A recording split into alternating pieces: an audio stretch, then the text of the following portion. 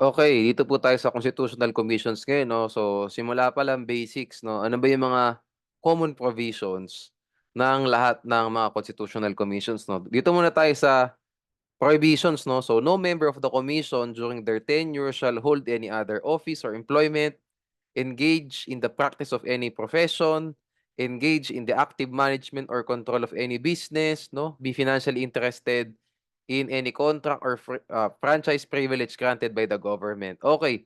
So, dito muna po tayo sa hold any other office 'no. So, alam naman nating hindi po kasali dito yung mga, ex officio capacity 'no. So, hindi po kasali siya sa other office kasi 'pag sinabi mong ex officio capacity, you are also holding this other position by virtue of your appointment as a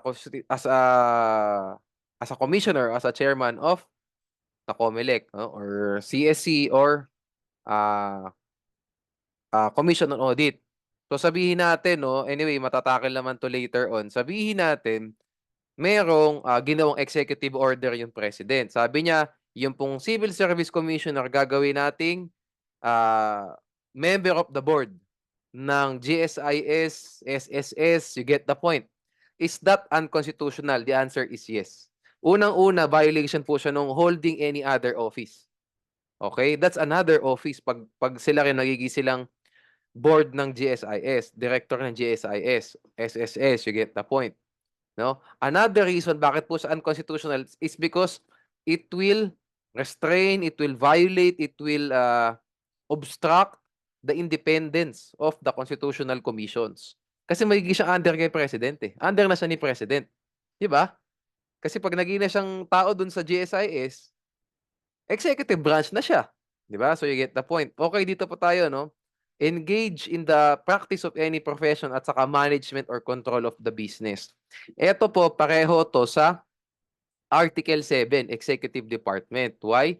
Kasi ang presidente, ang kanyang mga cabinet secretaries, deputies, assistants, yung mga yan, hindi sila pwede mag-practice ng kahit anong profession. Hindi rin sila pwede mag-manage ng kahit anong business. Same thing po ang constitutional commissioners at saka chairman, no? Chairman. Pareho po, no? Kung lawyer sila, like halimbawa, Commission on Audit, dapat lawyer, dapat CPA, either. Pag COMELEC ka naman, dapat lawyer kayo lahat, di ba? Okay. You get the point, no? Okay. Sige, I'm sorry, mali pala. Nalito na. Sa COMELEC, college graduate lahat, yun. Pero dapat majority lawyers. So, ayan. So, paano 'pag halimbawa lawyer siya, okay? At the same time, COMELEC commissioner, 'no? Puwede ba siyang mag-practice ng law? The answer is no, 'no? Ikumpara po natin siya sa judiciary at saka sa legislative. Ang judiciary po, puwedeng mag-practice ng law kahit na judge. Like halimbawa, professor, author ng book, 'di ba? Mga speech 'no, nag-i-speech about law, puwede. Same thing po ang legislative department. Actually, mas maluwag ang legislative department kasi ang legislative department puwede pang maging partner ng law firm, 'di ba? As long as hindi siya mag-a-appear, before a tribunal, a quasi-judicial agency, an administrative body. Puwede sa legislative department. Sabihin natin si attorney legal advice, puwede 'yun. Si congressman siya, attorney siya, nagle-legal advice siya, puwede. Nagtuturo, puwede. Speech, puwede. Puwede lahat 'no, basta 'wag lang mag-appear before a tribunal, okey? So, 'yan, yung engage in the active management of business, same po executive at saka constitutional commissions, okey?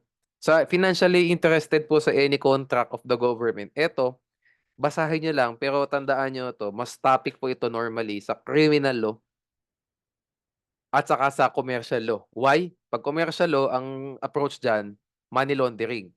Kapag criminal law approach diyan, well, anti-graft and corrupt practices, plunder, okey?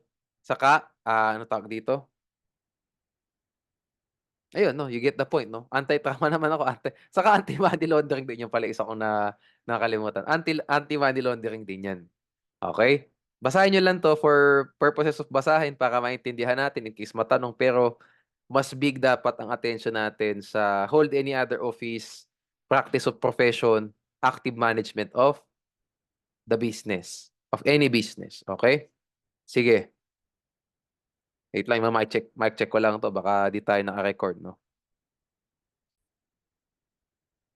Move tayo mga kapatid, no? Fiscal autonomy. So ito po, natakal natin sa judiciary, no? Pag sinabing fiscal autonomy, freedom from control. Their approved annual appropriation shall be automatically and regularly released, no? Tandaan niyo po, pag sinabing automatically and regularly released, hindi siya pwedeng sabihin natin ganito, no? Meron ng appropriation, no? Pwede bang i-hold ng Department of Budget, no, yung DBM na tinatawag? Pwede ba nilang i-hold yung release ng pera ng constitutional commissioners, ng constitutional commissions? The answer is no. Once inaprubahan na yan, no? Sabihin natin 50 million para sa COA, something like that. Di ko alam kung ano yung number. Hindi pwedeng i-hold ng DBM. Subject to conditions na kailangan tama yung accounts nyo, hindi pwede. Basta pag inaprubahan na yan, dapat i-release sa kanila. Nakalagay naman dito, approved. Okay?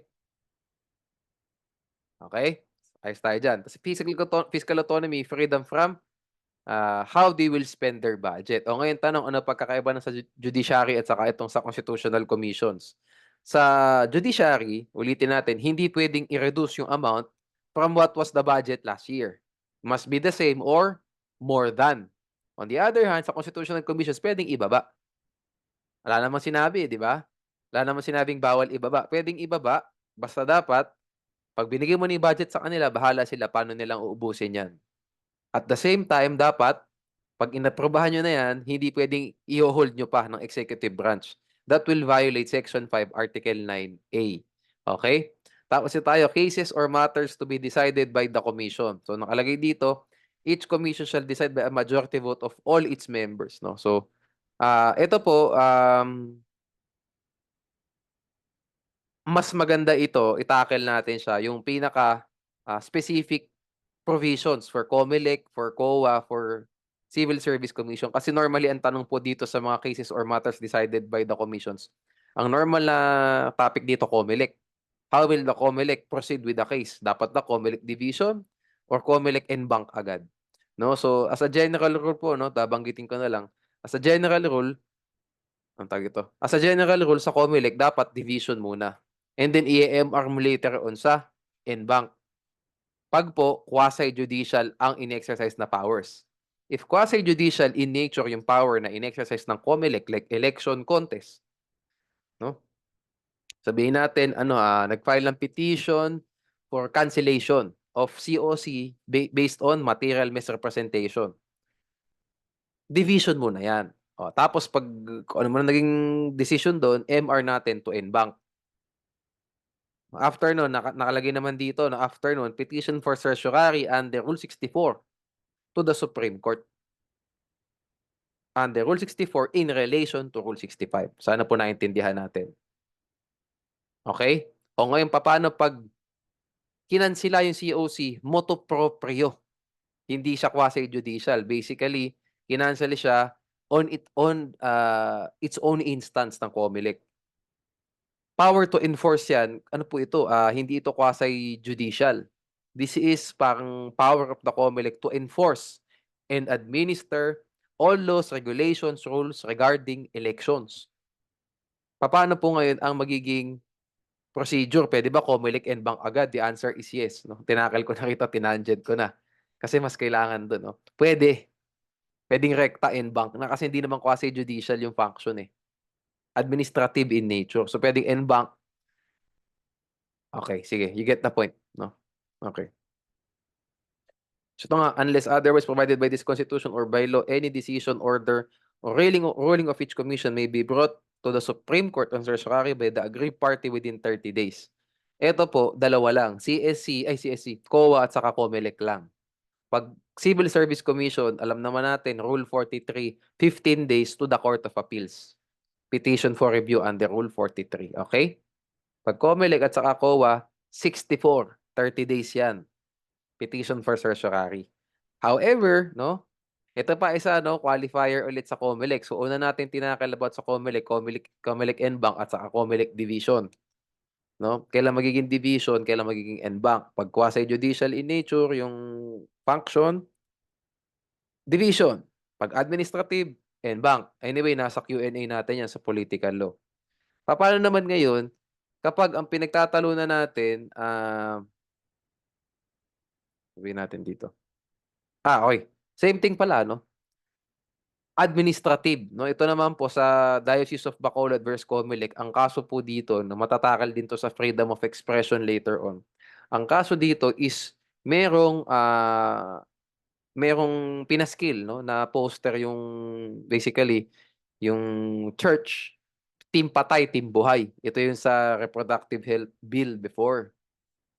So ang nangyari diyan, yung COMELEC sabi, i-take down yung mga tarpaulin kasi nga daw violation siya nung rules and regulations ng COMELEC. Kasi sa COMELEC po, meron silang prescribed size lang dapat for tarpaulin sa mga kandidato. Pag lumagpas ka doon, pwedeng ipatanggal. Okay, pwedeng ipatanggal. Ngayon, pinatanggal ng COMELEC, pinapatanggal ng COMELEC yung mga tarpaulins na pinaskil ng church. Tanong, COMELEC to, di ba?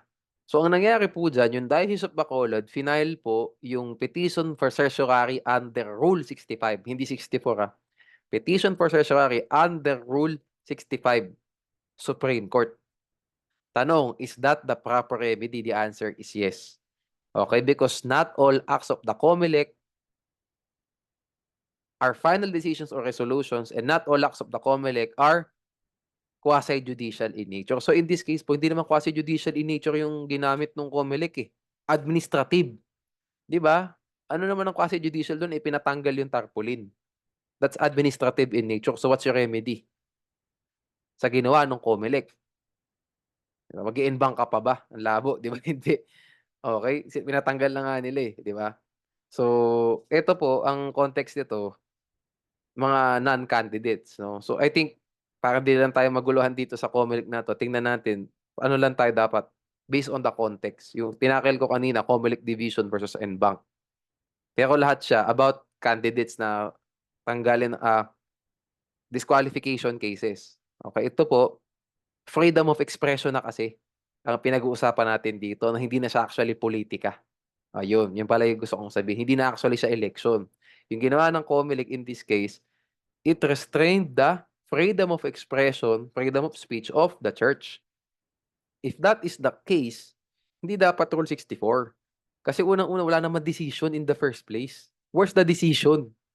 Pinatanggal lang naman yung tarpaulin, di ba? Where's the resolution? At the same time, this is not quasi-judicial in nature. Okay, so with that being said, what's the remedy? Rule 65 to the Supreme Court.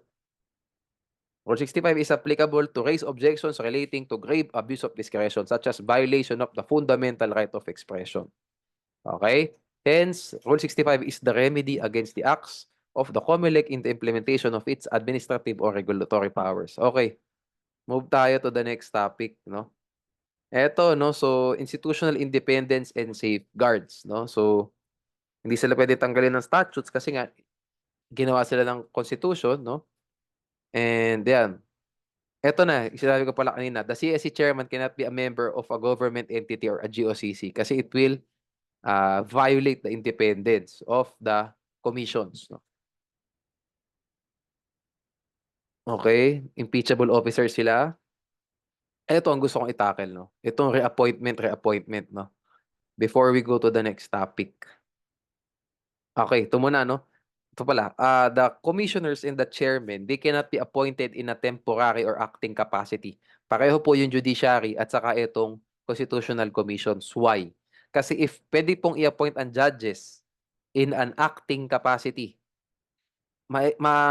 ba-violate din po independence nila. Siyempre, acting capacity lang si judge. Eh di siyempre, hindi siya magiging independent from the executive, from the president. Kasi lagi pong subject kay president yung galaw, 'di ba? Basically, no? Kasi acting lang eh. Pag hindi gusto ni president yung galaw ko, baka tanggalin ako. 'Yun ang gusto nating i-avoid, 'di ba? Same thing po sa commissioners at saka sa chairman ng constitutional commissions. Hindi pwede ang temporary or acting capacity for the same reason. So that we can uphold the independence of the commissions. Okay? Sige, ito tayo sa reappointment. I love this topic. Okay, so ang Eto po, itatakal ko na rito kasi common to yung provisions na 'to for 9B, 9C, 9D, yang without reappointment. Okay, ito yung nakasulat sa common naman 'to 'no, ito, common yan nasa COMELEC, nasa Civil Service Commission at saka nasa, COA 'no. So, wait lang. Ayan, nasa Civil Service Commission siya, Article 9B, Section 1, Paragraph 2. Nasa Article 9C din siya, Section 1, Paragraph 2.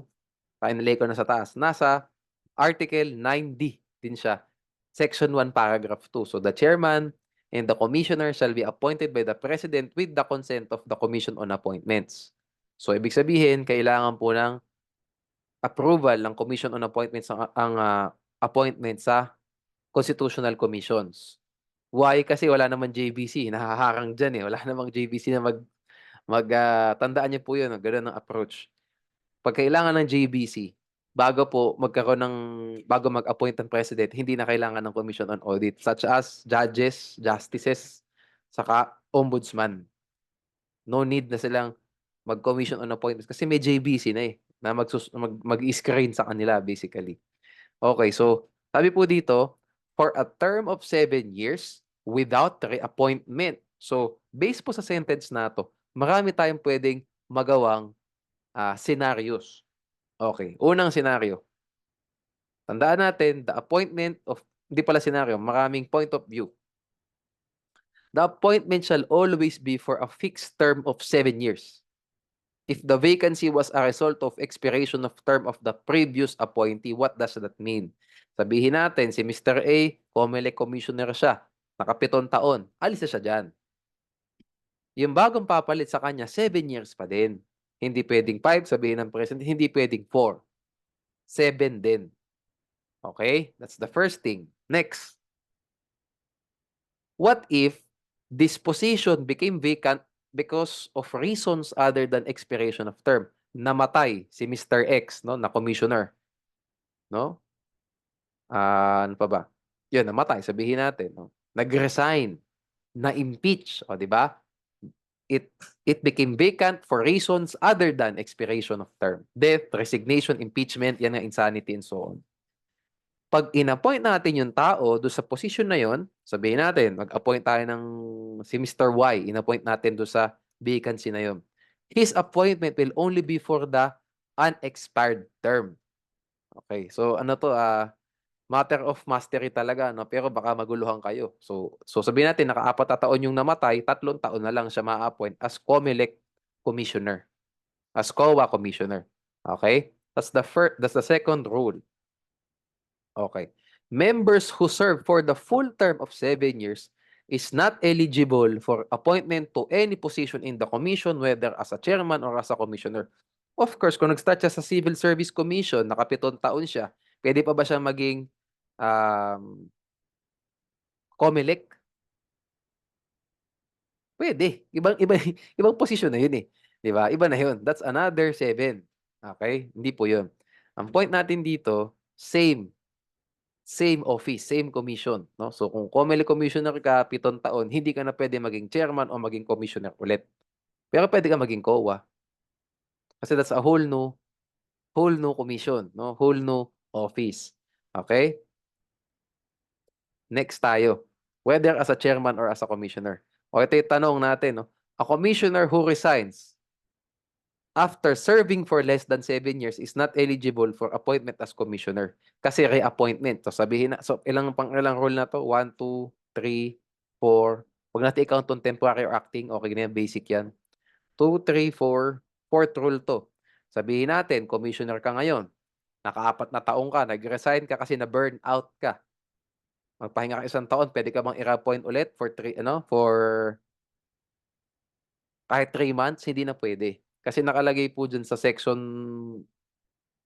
respective sections 'no, sa Article 9 BCD, without reappointment. You cannot be appointed again as a commissioner.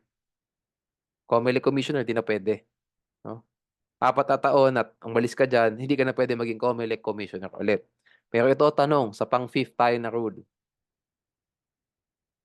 Paano kung nag-resign ka, 'di ba, na-burnout ka, 4 na taon COMELEC commissioner, "I resign," sabi mo ganyan. Later on nabakante yung COMELEC chairman. Sabi mo, "Can I serve? Can I become a COMELEC chairman pa?" The answer is yes. Kasi that is not a reappointment, 'yan ang sabi ng case law, sabi ng jurisprudence law. Kasi 'pag sinabi mo reappointment, it means one and the same office. Ibang office po ang chairman, ibang office ang commissioner. With that being said, you can become a COMELEC chairman again, you can become a COMELEC chairman now. Naka-4 ka before, may 3 taon ka ngayon, okey? Hence, the prohibition on reappointment does not preclude the promotional appointment of a commissioner or a chairman. So same thing po 'no, sabihin natin sitting COMELEC commissioner ka ngayon, nabakante yung chairmanship, naka-3 taon ka as COMELEC commissioner, 'di 4 na taon ka as COMELEC chairman, nag-improve ka basically, no problem yun. However, may dalawa po tayong qualifications diyan. The appointee's entire tenure shall not exceed 7 years, and appointment to vacancy shall only be for an unexpired term. No? So what does that mean? Sabihin po natin, um, 4 years. Sabihin natin, 4 years kang COMELEC commissioner. Nag-resign ka. Burnout. No? Later on, nag-expire po yung term ng COMELEC chairman.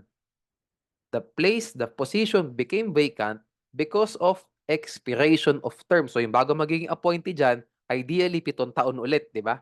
Fresh eh. Okay. Pero ikaw ang in-appoint as COMELEC chairman. How many years can you serve as a COMELEC commissioner?